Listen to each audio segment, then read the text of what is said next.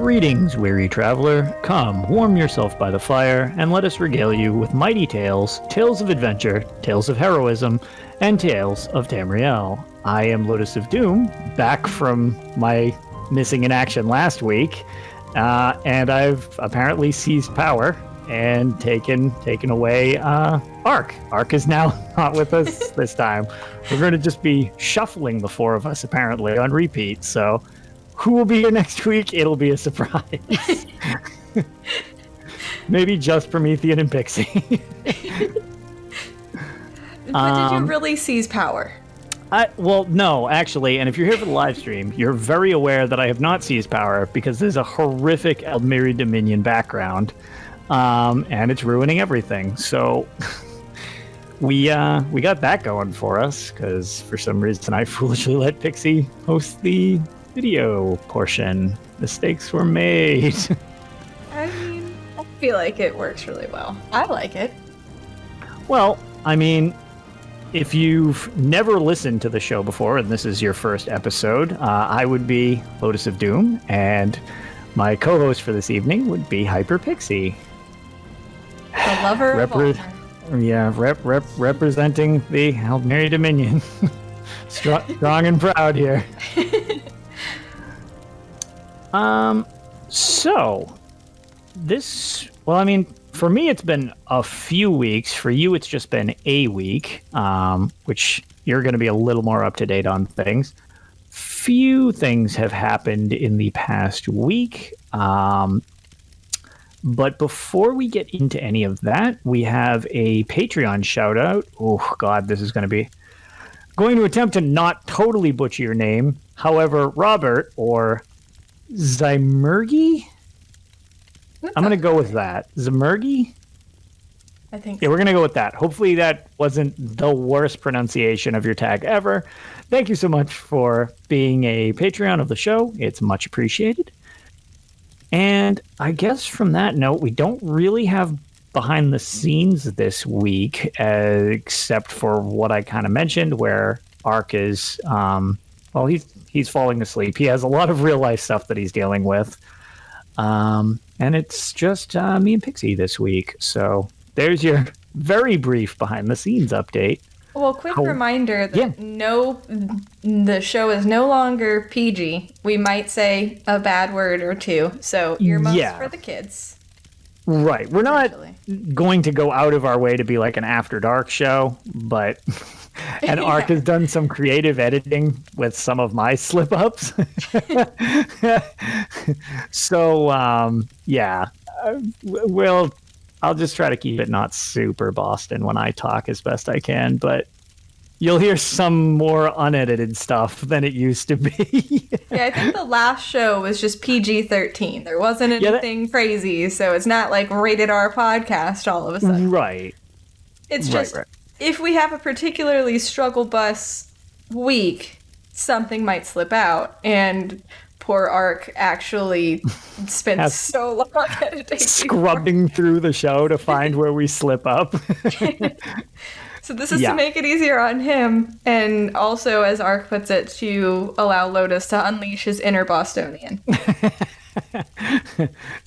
Well, hopefully it'll make the, I don't know, the switch from podcast to when people ever see me stream less shocking for people, because I've gotten several notes of people being like, wow, this is real different from when you talk on Tales. I was like, yeah, this is how I normally talk.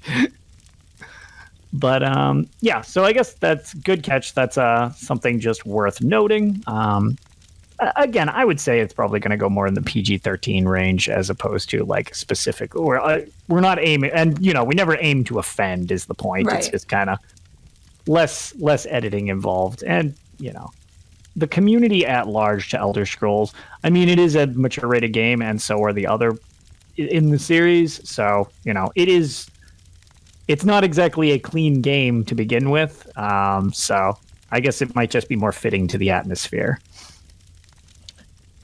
All right, so I guess on that note, we can actually go into Elder Scrolls news. Do you want to... I don't know, do you want to cover...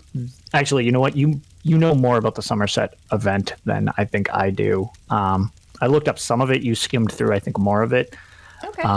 So also my favorite event right now. That's, Obviously, I figured why pull the opportunity away from you to talk about the thing you love the most, Somerset, and all your horrible high elf celebrations. The only thing I figured I would mention before we get into that, which is probably the biggest piece of news, would be if you have not logged in, there is currently a Crown Store bundle gift that ESO has decided to provide to all of us, which we didn't have to do anything for it. It was just an appreciation gift. Very cool of them, personally. It came out of left field. There was no hype for it. It was just, hey, here's a thank you for being our community. And it's not like, it's not just all cheap junk either. Like, it's just like, oh, here's some stuff we didn't design. You get like a dragon pet. You get the Mace of Moloch ball. I guess it'd be like a weapon skin, so to speak. You can overwrite like your mace weapon or one-handed weapons with it. It's got crown experience scrolls. It's got soul gems. It has 3 outfit change tokens. I feel like there was something else. 10 crown repair kits, which is going to save you a bunch of cash when you break all your shit. Well, all right. That didn't take too long. Whoever just bet on Lotus, because I saw some bets in chat. Yeah, well, okay. Congratulations if you bet on me. What are we, 6 minutes into the show? All right. Oh, cool. There's yeah, so very cool stuff. It's free. Just log in and claim it. It'll kind of prompt you with it when you log in, but it'll be right in the Crown Store. So grab yours. It's available, I want to say, until I think the 27th. I'm pretty sure. Does it say the exact date? Yeah, I'm seeing if it says an exact date. I believe it was the 27th, but I just don't want to blah, blah, blah, blah, blah. Until July 30th. Okay. Cool. Yes, so grab your free gift. Doesn't need to do anything for it. It's just kind of there for you. The other thing, I guess, maybe still worth noting, because I know that some people were getting concerned that it didn't work. This is way back now, if you had signed up for their newsletter so that you could get the little flamey dwarven pet, those codes are still going out. So if you haven't gotten one yet, I guess more codes incoming, so don't panic just yet. I guess those things are still somehow being distributed to people, but yeah, that's pretty much it for all of the free gifts we get. And now we can go into the event that disgusts me with the background and all the stuff. It's perfect with the background. I timed it very well, I feel. Sure. But we're celebrating Somerset's anniversary, and it's going to run from July 23rd until Tuesday, August 4th at 10 a.m. Eastern. And during this period, you can earn bonus rewards such as a new event-specific style, which is the Snowhawk Mage style, which is nice for your wintry travels in Skyrim if the Nordic wintry clothes were just a bit too Nordy for you and you just want to bring the high elves to the cold lands so they can also rule there as well in their natural conquest ways. And also there's a new Indrik where they're introducing the Moss Heart Indrik, which has it's a really pretty deep green color, and I mean it's moss colored, and I'm actually really wanting this one for my warden. You'll get your tickets by the first Delve, World Boss, Abyssal Geyser, or Cloud Rest trial quest you complete each day, and you'll get 3 event tickets per day. So those are pretty easy to get. Just do your daily thing and you're good to go. And the Impresario will have a whole bunch of stuff in stock throughout the Somerset celebration, including, of course, the Indrik stuff.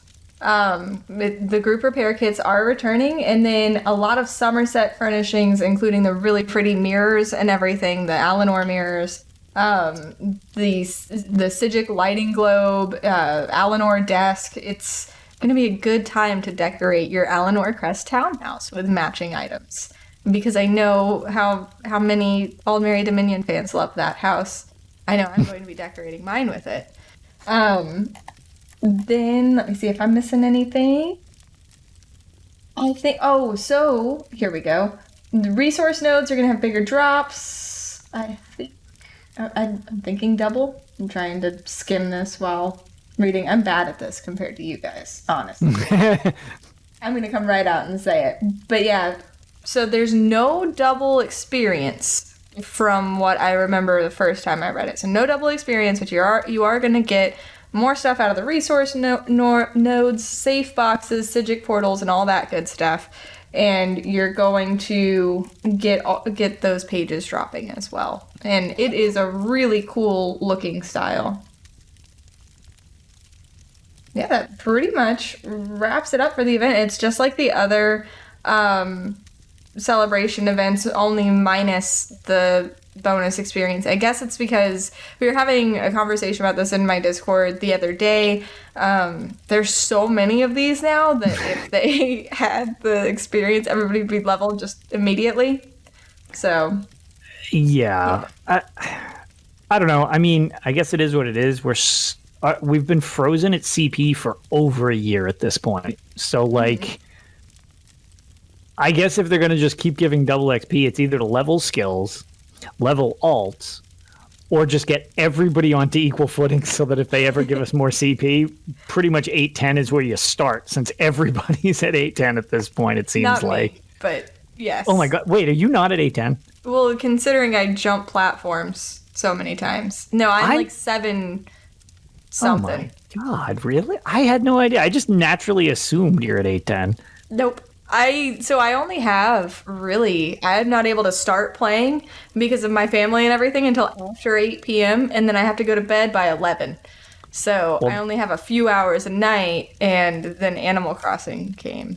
And I have a bunch of alts that aren't 50. So that's very interesting. Yeah, I Bob Jasinski just posted in the the chat that he's part of the 1300 club. I believe I'm 1302 or something like that. CP has long since been meaningless to me. So I was CP 350 whenever I switched from Xbox. I was CP like 430 whenever I switched from PlayStation. And now I'm CP 7 something. I should have realistically gotten there by now, but I keep making alts that I just abandoned shortly after. And I think that's the problem. Yeah, my alcoholism. You still are able to. You're over. There's the 300 chunk where you're not allowed into queuing for vet DLCs. But then, beyond 600, the changes are freakishly negligible. Right. So at that point, it's and you accomplished plenty of stuff. You did the Fang Layer Challenger achievements, which. To note, by the way, Scale Caller. I didn't do Fang. Sorry, yeah, that's right. You were looking to do Fang Layer, but sorry, Scale Caller. So something to note, which I love, that recently a lot of people have been confused because we have the same problem. We were saying trifecta, but we didn't mean all 3 at the same time. We meant 3 individually, like each of the 3 in any combination of the situation. I've heard that the easiest way to refer to it is the trifecta or the Challenger achievements. Right. So yeah, there you go. That's once I read that, I was like, oh, I like that. That's very easy to work with. I'm honestly glad I'm not the only one who was confused, because that made me feel a whole lot less dumb whenever I got corrected, and then you guys said you had the same confusion. Oh yeah, well, because until Scale Caller, until the Dragon Bones one with Scale Caller and Fang Layer, there was no trifecta achievement. Oh. They were just individuals. Then they added Mountain God, and I don't remember what the Fang Layer one's called, where it was okay, do all 3 at once. It was oh, that's new. So then it became that was also where they added, you can't skip ads. You have to kill all the ads for it to count, because of things where you could sneak past 80% of everything in Ruins of Mazatoon and just, you don't fight it. So that was just it. So it's now having a differentiation, and that is kind of good, because some of the new dungeons, not the ones on PTS, but what is it? Ice Reach and Unhallowed Grave, it's a different title for the trifecta. There's like one thing for doing veteran, then there's nothing for doing them all the three, but there is a reward for doing the trifecta. So it's like there's so many versions of everything. It's like I can't keep all this straight. Listen, I just go in and I heal the people and sometimes kill some stuff while I'm doing it. And that's just what I do. And if I get a title, great. Otherwise, I just feel like I get bragging rights, which is all I'm really after.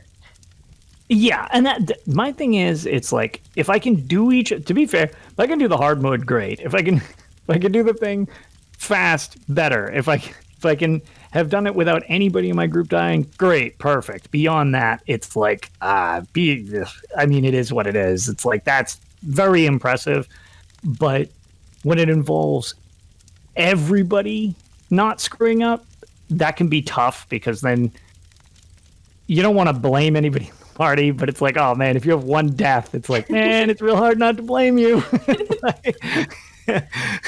yeah, the no death is very, very frustrating.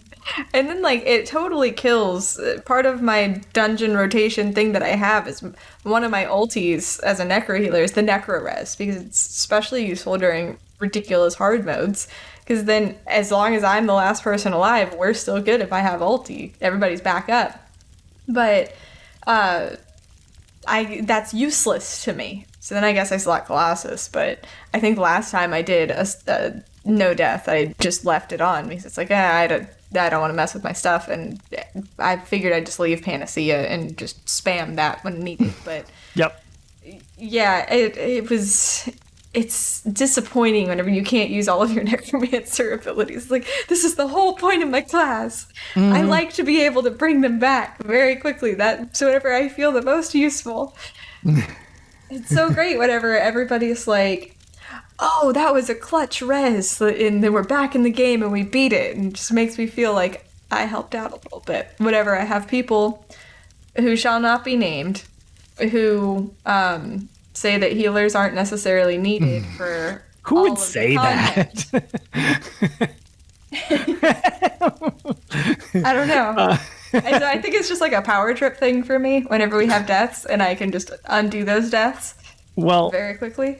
On the flip side, and I guess the show is, able to have what we'd normally call it, and I actually have never been able to say the joke of what we call it, but do you use the Goliath, the flesh Goliath thing, ultimate for the Necromancer? I do in Trials, yeah. Okay, that is clutch, and it's funny because that's what our healers almost exclusively use when we run a healer, and again, since the show is unedited, I can actually say what we do call it, and it's a shout out to my Trials Guild, the APF, where everybody just yells big shit, and you send that thing out, and everybody does insane damage really, really fast.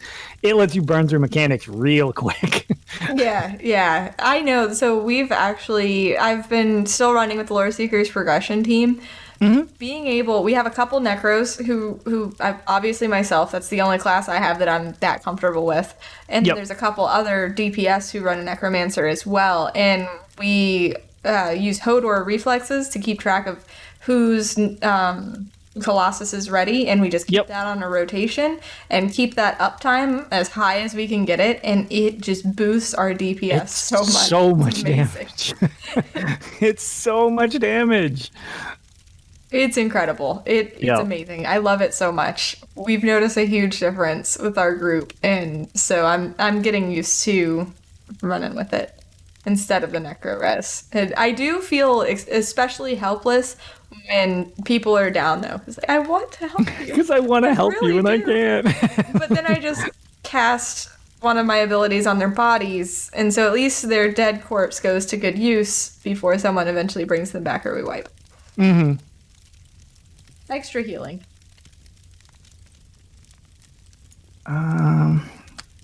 See, I think that's the gist of everything. Other than the PTS is still going on, things are changing. This one has been a little less. Bless you. I'm not sure if it's people are just quieter for a change, which I can't see being the case with the way the internet is specifically recently. But it just seems that the outrage over patch notes and PTS stuff isn't nearly as aggressive this time for whatever reason. I don't know if that means the people aren't too bothered by things, if people just don't care that much about the changes this time, but they didn't do anything too drastic, although it seems like they've shifted some stuff around. So, I don't play on PTS, so it's kind of just waiting to see what it shakes out as, because, the PTS is just that. It's a test server, so it kind of changes sometimes from week to week. So I don't know. I know they're switching up some DPS-based stuff.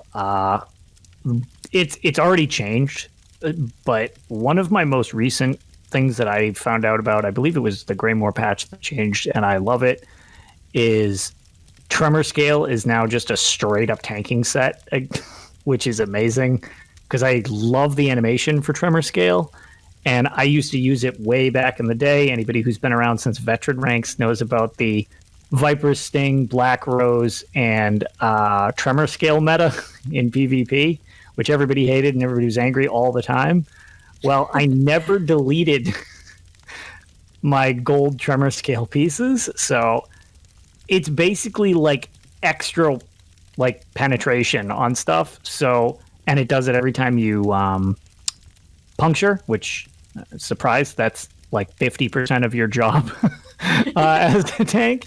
So, big fan of that change. But that wasn't, PTS. That was the previous patch. But I just love it so much. And I haven't been on it since finding out about it.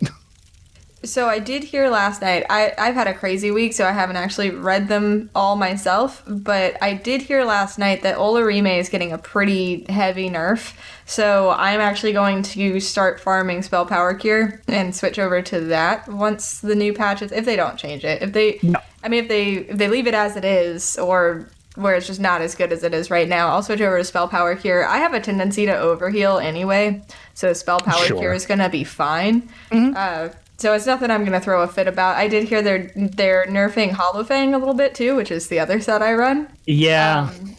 I might just leave that one, because I don't really know what to replace it with. Maybe the new Winter's Respite or Hades or something. I don't even know, to be honest. I haven't looked into it enough.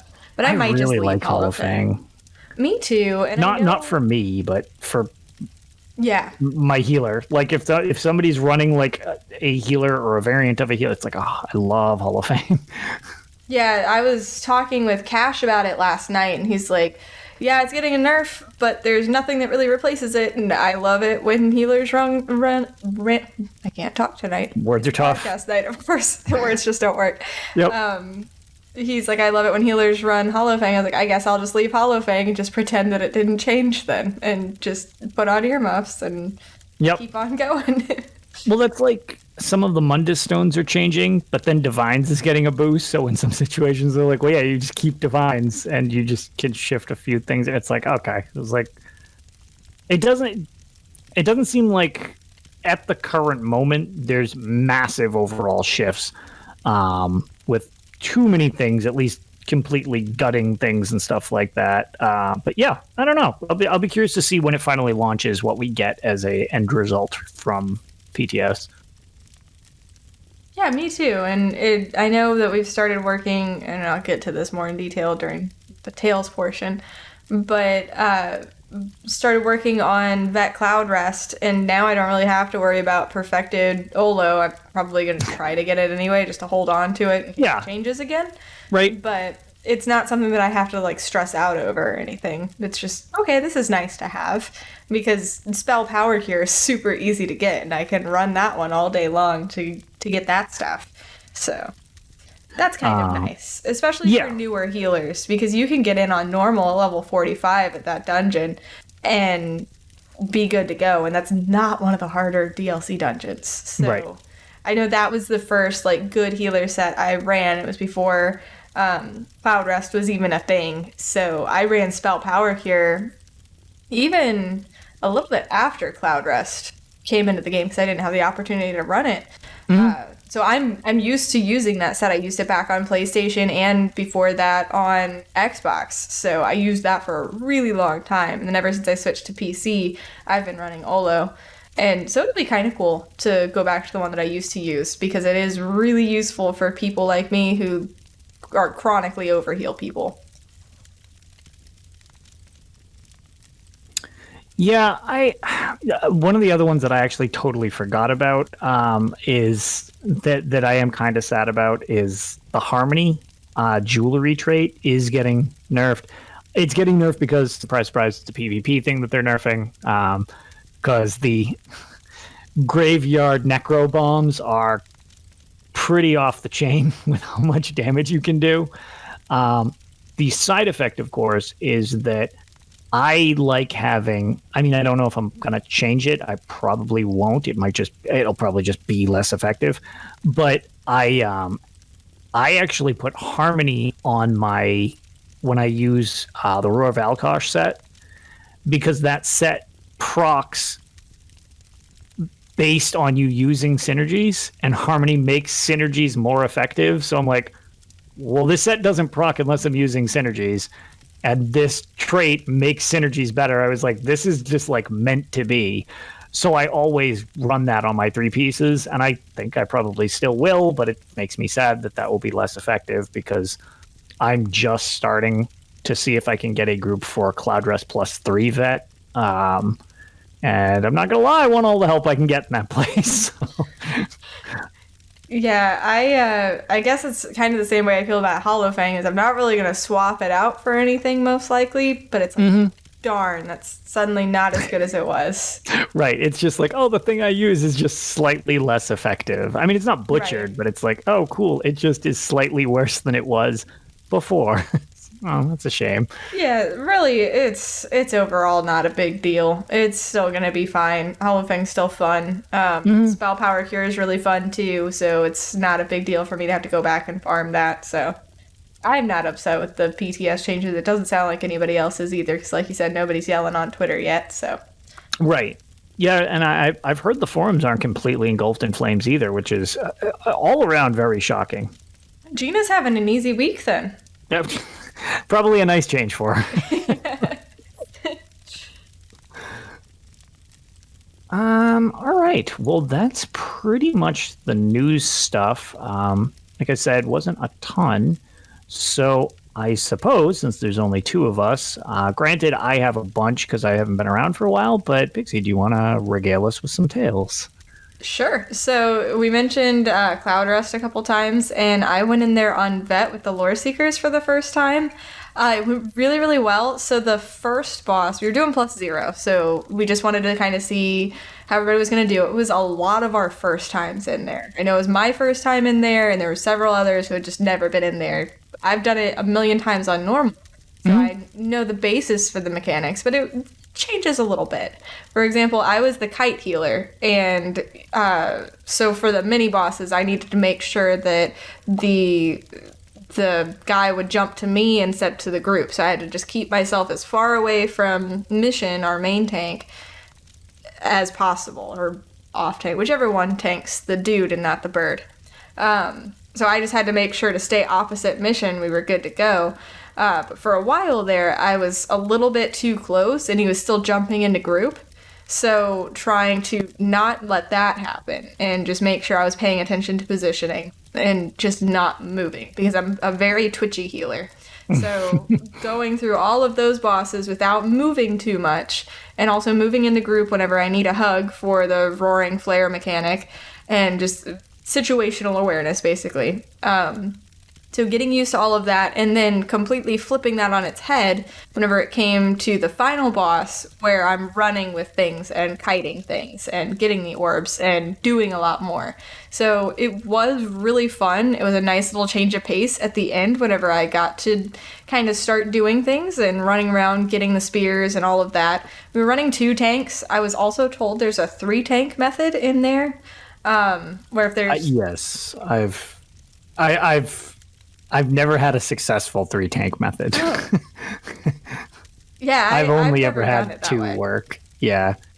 Well, I was told if you have 3 tanks, that the kite healer's job is to run around and get all the shards and send those down.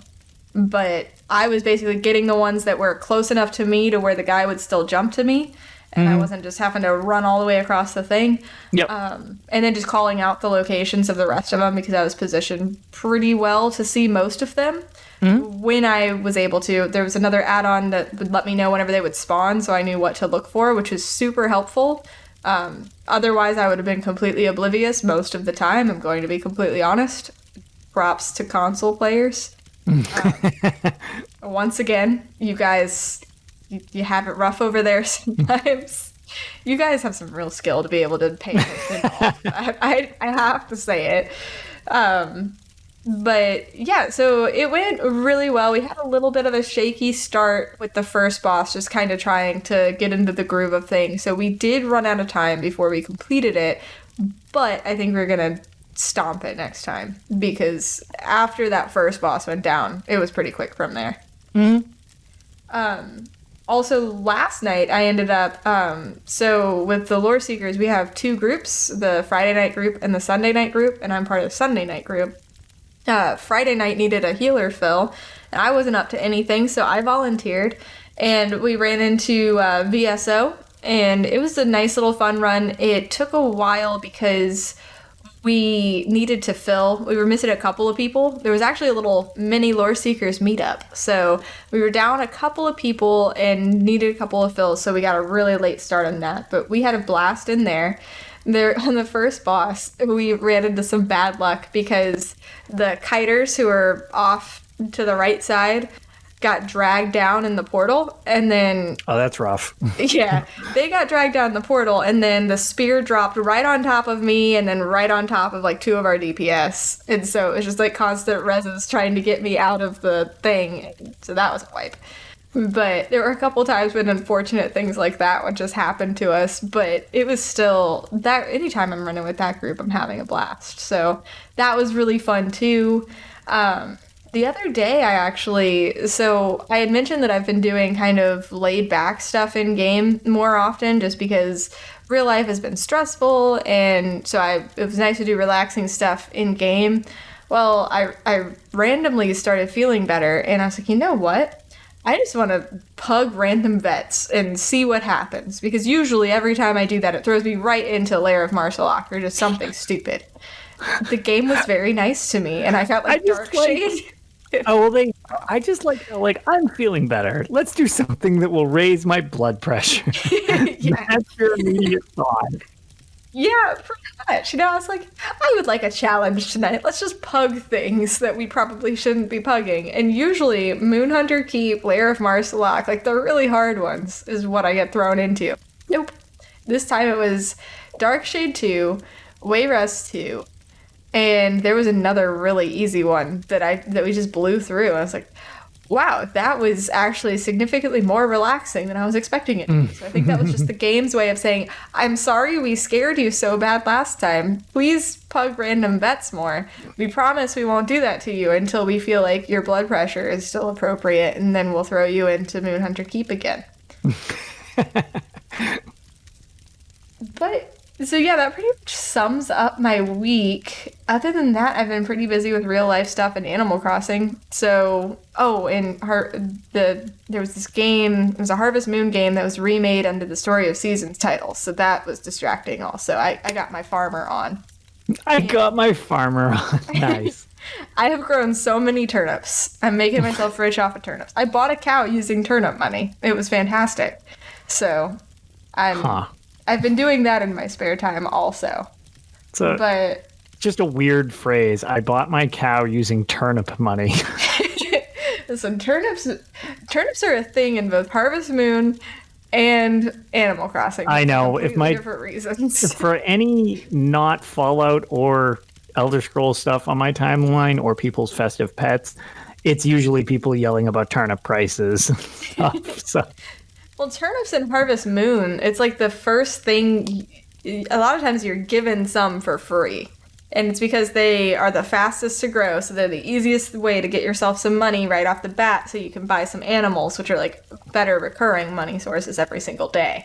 So you plant a whole bunch of turnips, and then instead of moving on to like cabbages or something. I just have been planting an ungodly amount of turnips just because it's quick money. But yeah, I have derailed into Farmerland. I think it would be fun, since in many games now, I'm kind of obsessive with turnips, to actually grow turnips in real life, just to bring that right into. Do you like? This is tangent even for us. But do you like turnips? Like, I've never eaten a turnip. I don't like them very much. I've had them before. I don't know. It's kind of like a bitter root vegetable. I wasn't a big fan. I'm not. I don't like the aftertaste of them. I've been told that they're like a potato combined with a carrot. Yeah, it's sort of kind of. I don't know. Like I said, I'm not a huge fan of turnips. Not really my thing. Maybe I should try a turnip, like a store-bought turnip, to see if I even like them. Yeah, and spend all this time farming them and then just make one. And you're like, these are the worst. So I'll buy them on a low turnip day, and then I'll sell high whenever I grow them myself. And then I profit. I can buy a cow then. And then you can buy a cow and get milk, and then you can make ice cream, and then it can make up for the tragedy of the turnips. See? Exactly. See? It all works out. But yeah, that was my week. It was actually really, really fun, and doing the random pug dungeons and doing VCR for the first time, it has kind of reignited my desire to go in and do stupid things, like running the new dungeons blind whenever they come out. Oh man, I'm so ready for that. Me too. I have heard stories of these dungeons. I spoke with Madigan, who ran them on the PTS, and so to give a little bit of background, Madigan is one of the DPS who ran with me whenever I was trying Vet Lair of Marsalok hard mode, where the dragon's hitbox was just massive, and so using my range interrupt on Celine just was not working very well, and I was just getting very mad that night. 107 deaths from me in Vet Lair of Marsalok hard mode before Maddie had to go to bed because he had just gotten off of like a 24-hour stream or a 15-hour stream or something for charity. I kept that poor man up all night after he stayed up forever, and he told me that Vet Stonethorn hard mode, no, the other one, Vet Stone Garden hard mode makes Lair of Marsalok hard mode look easy, which makes me nervous, to say the least.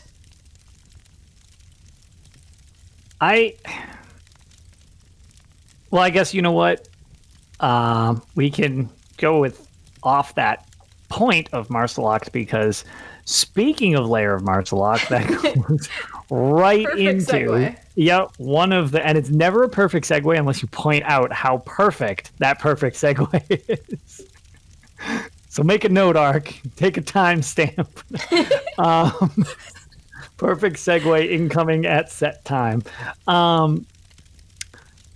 I actually was trying to work on the last couple of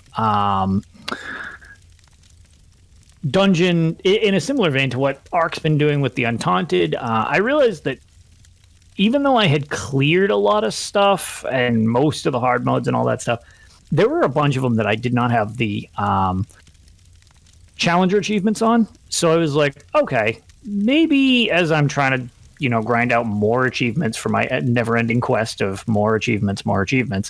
I was like, what can I polish off in terms of grabbing some of these, challengers / if we can manage to do all three of them at once, trifectas, see what we can do here. And I'm down to, there are now, well, at the start of the week, there were 3 that I did not have the challengers on. Now there are 2. The only 2 I don't have is I have nothing, not a thing out of Frostvault. And I generally don't talk too much about Frostvault because I like to say I try to not just focus on the negative, which is Frostvault. And last time I ran Frostvault during a stream, everybody got to note the ridiculous way of how that dungeon works. I know that it's much better, but if there's a way that dungeon will bug out, I will find it. The last time I ran it, it forgot to spawn one of the bosses in the middle of the boss fight. So that one actually helped because it made it easier, but it just contributes to how busted that dungeon is for me specifically. And the other one is Moongrave Fane. I don't have the no death or the speed run or the hard mode in that one. I just tried that hard mode for the first time. We got it down to, I think it was like 20-ish%, and then we ran out of time. We had to go. So I was like, we'll come back and finish this. But not getting into those ones, Lair of Marsalak, I realized I did not have that. And I remember people saying that it was really complicated. I remember your story of horror with the, with the deaths and such. So I've cleared it a couple times just on straight vet, and I remember one group once was like, hey, let's do this on vet hard mode. And I was like, sure, whatever. And I remember them, like, we were trying to figure out what was going on, and we started realizing, like, oh, okay, so you've got to figure out which person is not seeing the right pad. And, not ripping on anybody, but one of our teammates, just that concept was lost to them. They were just like, I don't get it. I don't get it. I don't get it. And after about 40 minutes, they were just like, okay, like, we can't progress if they don't understand it. And like, I'm not going to just sit here and yell at them because they're not getting it. Like, you can't.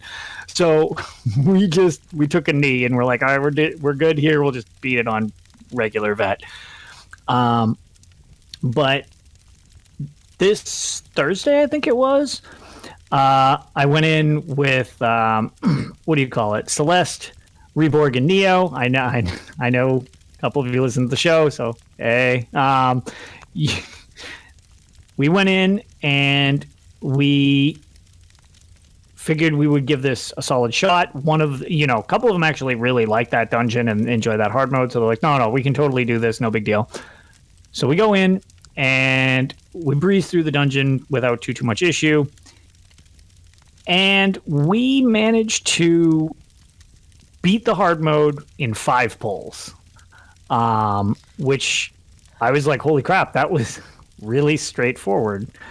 Wow. Yeah, no, I know. I was stupid. Don't, because let me put it this way. Something about this dungeon with this specific group of us just clicks. Because we did that, and I was like, okay, well, let's get my speed run and no death, and I'll have my Guardian of the Green title. We did both of them at once. We just went through to follow up.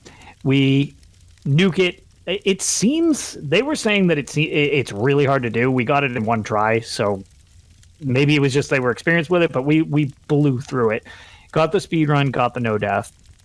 But then one of the people in group was like, okay, well, I did it on this character piecemeal. Can I actually get the hard mode on my actual character so that I can get Guardian of the Green on my real character rather than I've got speed run and no death now, but I don't have the hard mode on this character? So we were like, sure, let's run it again. Why not? This was a piece of cake. We went through and did no death and hard mode together, but missed the speed run. Oh, and I was God. like, no.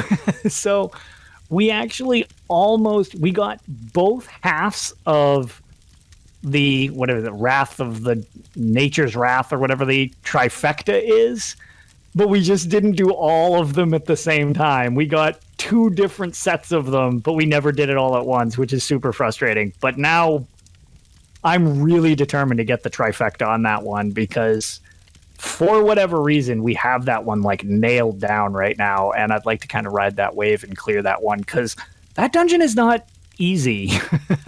I have a question about it, actually. Sure.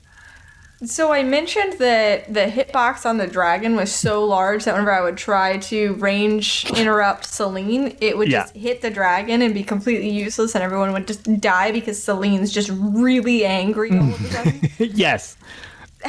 So did you guys just run up and bash her, or how do you guys target her specifically? So from our situation is we had... I can just tell you even what we had for a setup just for this run. Both of our damage dealers were Stamplars. I'm obviously my DK tank, and I believe Celeste is a Magplar healer. I don't think she's a Warden. I'm pretty sure she's a Magplar healer. I'm pretty sure she hits range. Yes. Oh, also to that note in chat, we had a healer for this run. We did not 3D. Granted, I don't know exactly what the DPS is on our healer, but she's like a middle tier DPS while being a healer, so that definitely helps. But she would do the ranged interrupt most of the time. And if Celine was anywhere near me, I would just spin and bash, like really, really quick. But that was literally a matter of placement convenience. It wasn't ever intentional. But we didn't have any specific pattern other than like kind of trying to watch for it. And we have run a lot of stuff together, and I don't know. Once we got going in that one, they do some. I mean, it's not completely like broken DPS, but I've got a video I actually wanted to post just to show the benefit of them. You know the like that Cansoid tree thing that can. I mean, when it first launched, that was like the pug killer to start with. It killed me about 60 times. Okay, so in one drop, like, so you grab the seed, you drop its shield, you do damage. In one shield drop, we get it down to about 36% health. So that fight is all of like a minute and 45 seconds long with this group. So that's that's like, yeah, they're very, very coordinated with like, it's why I like running with them where we can like time stuff well. But we just have like a good flow, more so than even with other dungeons, just with that one. But that dungeon is fun, but it can also, I mean, that dungeon is not easy. Even if somebody's good at the dungeon, if somebody tries to tell you the dungeon is, you know, easy, it's like, well, I mean, comparatively, that doesn't really seem true. There's a lot going on. But yeah, I have pretty high hopes that we'll be able to actually get all three of those at once. Because that'd be kind of a neat one to conquer. Yeah. So it's been so long since I've been on the show, as we had the 4th of July. And then last week I was away at the beach.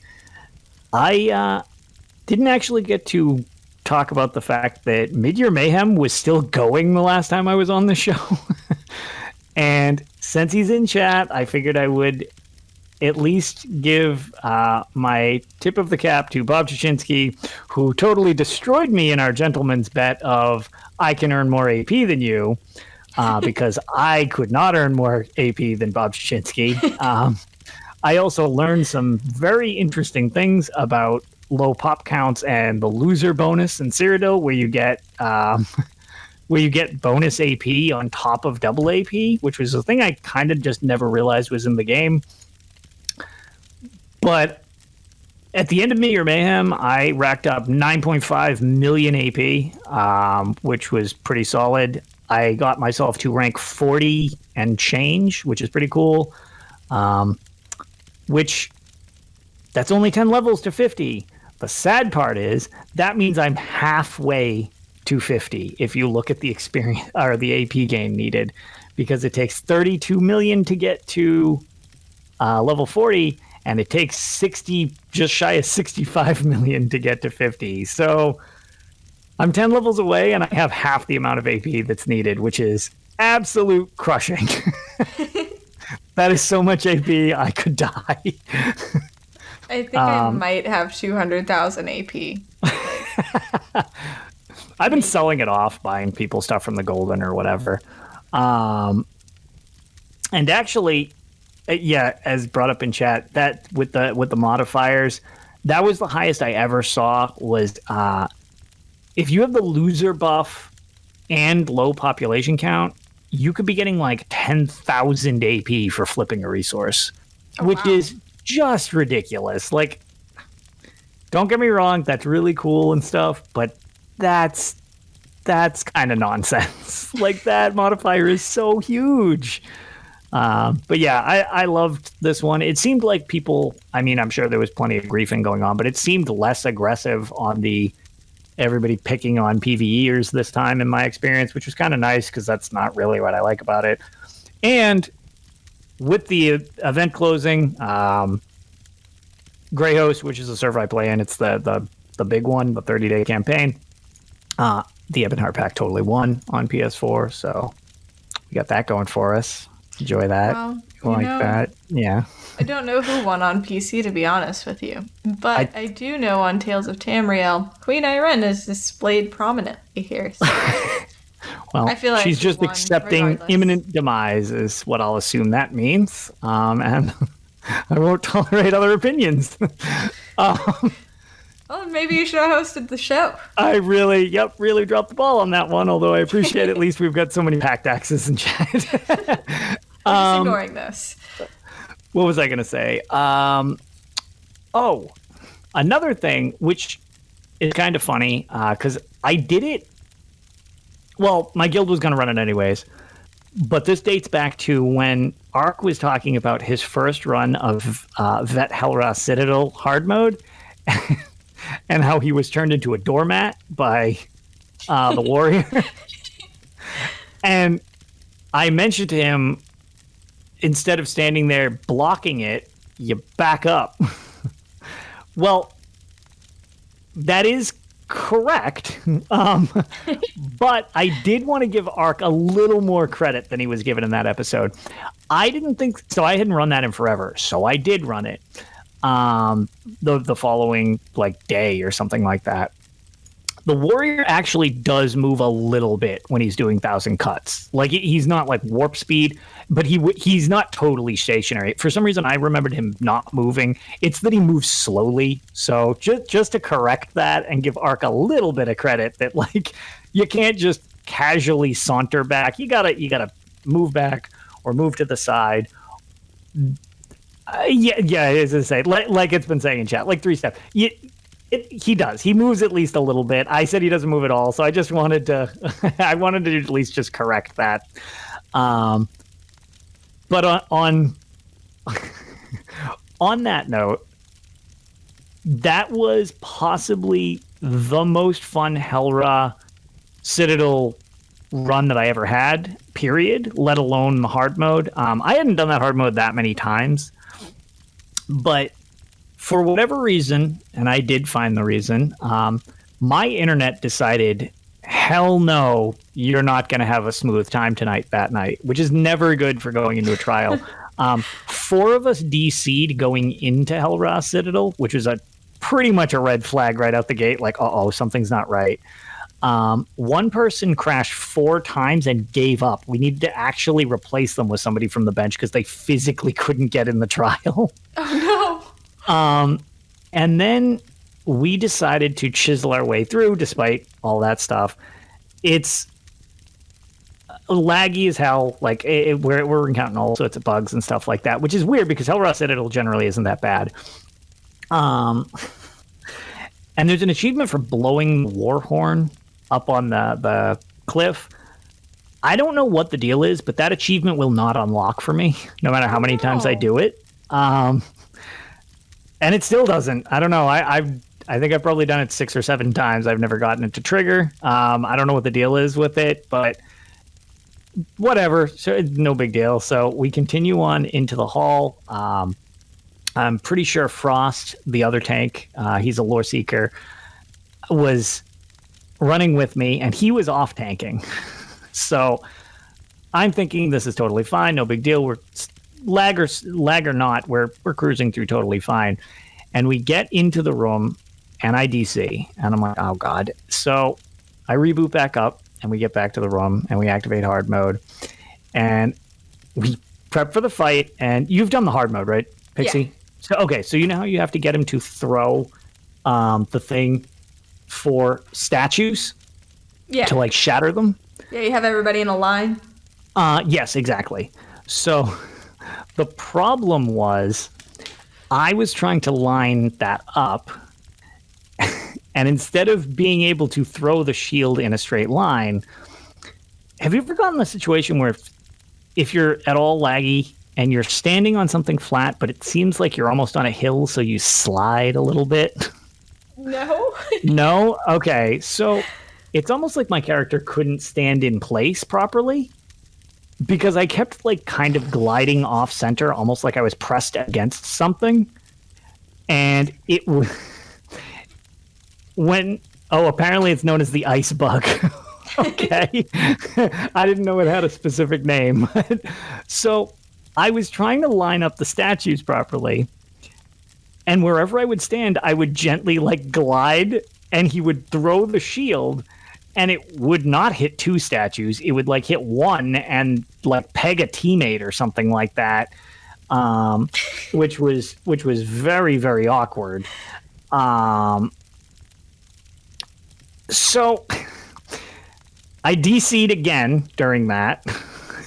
Oh no. And I came back. And at this point, we're pretty amused by it. So people are just doing whatever while we're grouping for stuff. And I try a couple more times. And like one of them, I'm sprinting and I'm almost to the statue where I want to line up. And I'm just sprinting in place. And then all of a sudden, it's like, oh, by the way, frames or scene missing. And I'm like, overshot the thing, so I'm like way past where I want to be, and I'm like, oh no, and he'll like chuck the thing and totally misses everything I'm looking at, so we end up with gargoyles. So it's a mess, and I was like, all right, we're just gonna cut our losses. Frost, can you please, for the love of God, main tank, because I cannot direct this. So he takes over for main tanking, and I was like, okay, well, I will off tank all the trash to him, because even if I lag, I'm not trying to line things up and dodge 1,000 cuts at the same time. So it was working pretty well, except we missed his enrage phase by 1%. Oh no. Meaning he got enraged and spawns all of the statues at the same time. Just like all of them in the room go live. Oh, no. Which is usually what it does to wipe you. Except between our healers and me and Frost timing our magma shells, we kept rezzing people back up. And the DPS was good DPS. It was just because of the confusion of trying to line the things up, we kept getting way more crap than we needed to do. So we actually fought the entire fight enraged for the rest of the thing. Wow. Which was ridiculous because the frame rate was in the toilet while you're trying to fight. I don't know. It was like however many there are in there. It's got to be like 20 statues plus the boss. So, and then whatever gargoyles are floating around. But it was hilarious just how much crap was in the way. And, you know, so once we whittled that down, there were a lot of people who were new to hard mode. So, like, I actually think only 4, might have been 3. I think 4 people had cleared the hard mode. So 8 people were new to it. Oh, wow. And then we're trying to explain, like, when he knocks the roof off and then you've got the meteor phase. But everybody's so wound up from the fact that we just had to fight like 20 odd statues and gargoyles. And we're like, oh God, block, block, block, block. So meteors come in and they just obliterate people. So we just throw on magma shells and start picking people up. And it was the longest, most convoluted disaster run I've ever seen. There were several points where people just straight hard froze and were like, I don't know what's going on. I don't know what's going on.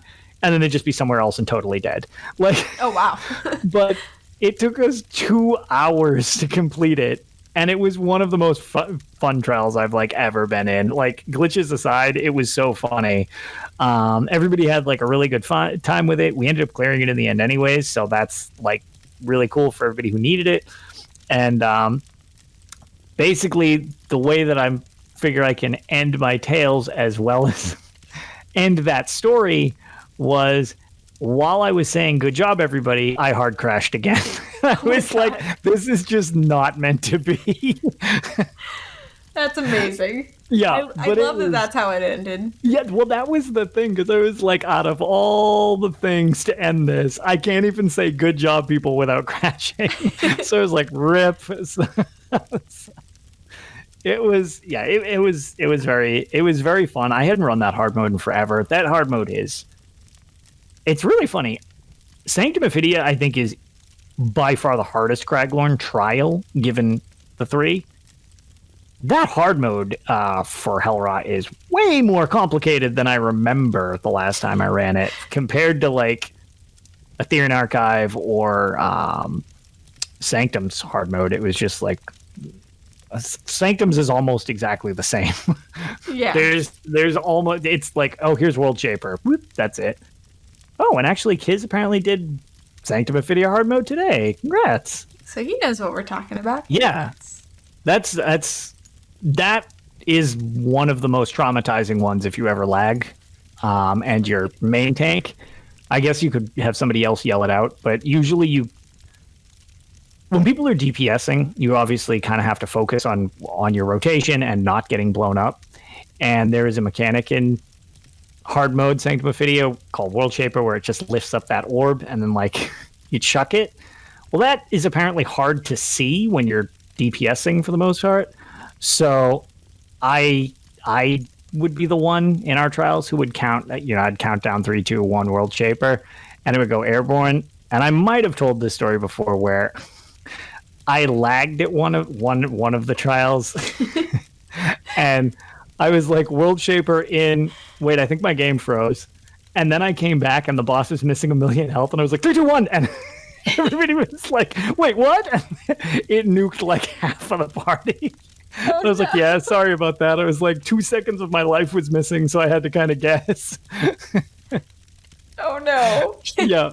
But it was, I was going to say, that was always one of my favorite moments from Sanctum was me attempting to actually save it, and I most certainly did not. But yeah, honestly, that was pretty much the extent of my last couple of weeks because so much of it was me just grinding in PvP like a lunatic. So I'll be curious. I don't know. I'll probably mess around and see if I can get some outfit pages or something like that from the new event. But I don't know. I'm kind of glad that I'm not harvesting anything specific off this event because I still love Antiquity so much. It's like a problem. I have been meaning to get more into them because I know I'm going to love it. I know I love it so far. It's just trying to find the time to do it has just been really difficult for me lately. Sure. It's also time consuming to level up. I mean, I feel bad if people don't like it because I have seen some people like, oh my God, this is such a grind. Yeah, kind of. It kind of is if you don't enjoy it. Because like, right. When I finally hit rank 10, I was like, wow, I wasn't rank 10 for this. And actually, you know what? Before we like kind of close things out, let's briefly discuss the timer on Antiquity leads. You know about this, yes? Yeah, the 30-day timer that you can't actually see. You just have to kind of hope you do it fast enough. That's so lame. They at least like if they're gonna have a timer, they need to show us the timer, so that way I know how stressed out I need to be. I would prefer there be no timer because, like I just mentioned, I don't have time to run these very often, and trying to get these rare leads again is gonna suck. Because a lot of these I'm just not high enough level to do yet because again, aforementioned time issue. And so by the time I get leveled enough, they're gonna be gone, and that's gonna suck. Right. So I actually, I think it was Lore Seekers put out a question, asking about it or something like that. And I sent them what I think about it. And I don't begrudge them for having a marketing thing because I think the objective is, since anyone can see the leads, whether you have Greymoor or not, it's a not so subtle but kind of subtle nudge like, hey, there's a 30-day timer on this. Maybe you should get Greymoor so that it doesn't expire. Like, wink, wink. Because otherwise, why even let people see them if you don't have the ability to do them? And if you didn't have a timer, you could backlog them for an entire year till, assumedly, it will become part of ESO Plus next year. And then you could just have a huge backlog of as many as you want. I assume that would be the reason for it, because I can't honestly think of a different reason for it. Not that I have a huge issue with that necessarily, but my problem is, if we have Greymore, can we just not have a timer? Like, mainly for leveling up. That's the problem. Past that initial thing, that's where the problem is. If you ever have a restriction, you're essentially forced to grind to 10. And then you can take it at whatever pace you want, because it's like, well, okay, you have 30 days, but you can do it whenever you want. If you get one, say you get a ultimate lead day 1, so you're level 1, you need to grind from 1 to 10 in 30 days, or you lose that. So it's that initial thing that should not be there. After that, it's not such a big deal. But man, that initial thing adds like this very peculiar, I don't know. It adds this really unneeded level of tension, I feel, to something that I find super relaxing, and it kind of has replaced fishing for me. Is like, I want to listen to music and not really do anything that requires full attention. I do antiquities now, where I used to do fishing. Right. It's weird that there's this like hovering overtone of like, oh man, better do it quick. Like, so I hope they fix that or remove it or something going forward, because it's the only thing about antiquities I personally don't like. Yeah, that would be really nice if they got rid of it, because I really hate it too. I haven't really heard of anybody who actually likes it. I think it's just kind of a net negative for players. Again, it's good for their marketing, but I like your solution, which is once you buy Greymore, get rid of the timer. I was going to say, use it for marketing, and then it's like, okay, well, it just checks the box. It's like, well, you own it, okay. No need to further pressure you to buy the thing that you already bought. Like, right.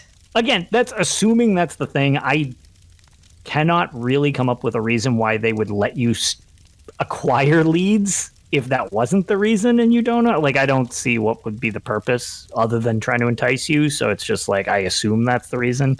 Right. But yeah, I don't know. Like I said, it's the only thing I don't like about the system. So I would really, really like that fixed.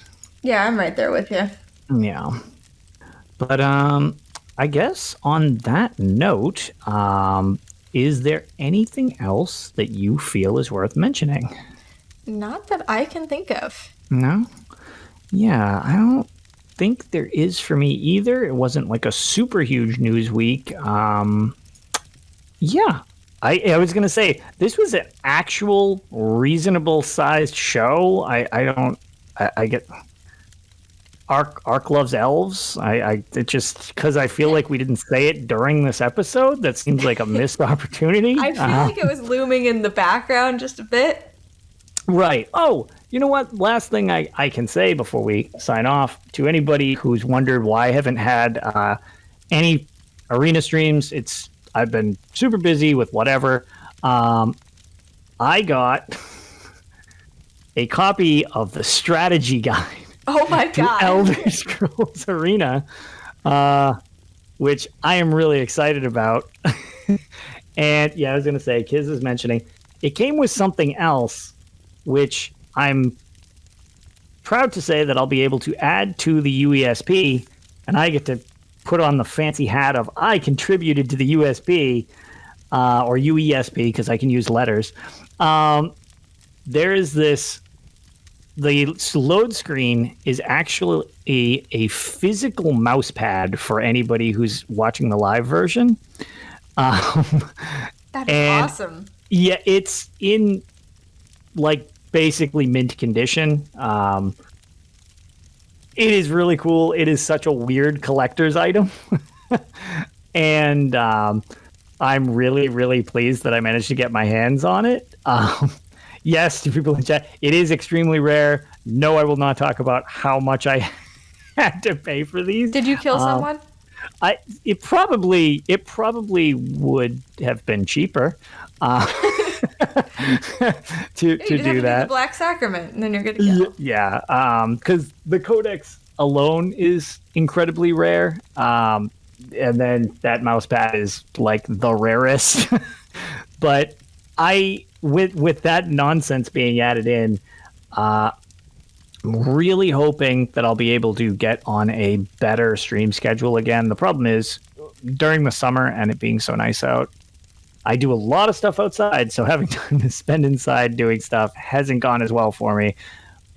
But as I mentioned to a couple people, I'm actually, in a sick, twisted way, miss playing that game. I miss watching you play that game. I was actually going to ask you after the show, whenever it wasn't like as much like pressure where waiting for a response. Hopefully very soon is the answer, because also, like I had mentioned right after the last time I played and tragically failed, I got that thing because everybody had, or there had been some people who showed me try using Passwall, and since you're too stupid to cast spells yourself, you just got to get it on an item. And I was like, perfect. I don't know where that is. And I was shown exactly where a version of it was, and I actually think it was in the Somerset Islands or something like that. I have it. I've got it. So I haven't played since then because I said I would let people watch the tragedy as it unfolds. So I haven't done much since then. So I will find out if that actually amounts to anything. And hopefully that will be somewhat soon, because I would like to stream and finish that so that I can hopefully move on to another game at some point in my life. And then I think of the fact that I think I have 3 pieces of the Staff of Chaos, and there's friggin' 8 of them. Oh my god. So I don't think I'm that far in the game. I got that going for me. Oh man. And I feel like, I know I'm nervous for you to see if this Passwall thing's gonna work. Oh my god, if the Passwall thing doesn't work, what do I do? There's rules against probably like throwing my laptop out the window or just smashing it into my own face. Like, that's probably self-harm on Twitter, or on Twitch. I can't do that stuff. Like, I don't know what I would do. To be fair, I feel like playing Arena at this point is self-harm on Twitch. Yeah. Actually, yeah, Arena in general is just self-harm on Twitch. Yeah, I like I said, I don't know what to do if that's not the solution. I guess I give up. Together. Yep. I will apparently get good according to Kit, which I don't know how I can get better. I think I just learn how to code, and you just recompile the whole game after fixing the bug yourself. Perfect. Exactly what I want to hear. But yeah, I guess on that note, this is a reasonable sized episode of the show. I hope everybody enjoyed. And for anybody who is interested, you can follow everything we do over at dungeoncrawlernetwork.com. There you can find links to all our social media, including Twitch, YouTube, Twitter, and Facebook. You can be sure to check out our Patreon at patreon.com/dungeoncrawlernetwork if you want to help support the show, and consider leaving us a 5-star review on iTunes so people know that we are a real podcast, that we say real words, and sometimes they matter. I guess in closing, Pixie, where can people find you? You can find me over at HyperPixie Gaming on Twitch and HyperPixie Games on Twitter because of character limits. And I am Lotus of Doom everywhere that I have an account. So if you don't see Lotus of Doom, it means I don't have an account. You name it, I'll probably be there. Thank you for joining us on this latest episode of Tales of Tamriel, and we will see you all next time. Thanks for joining us. Have a great night, guys. Bye.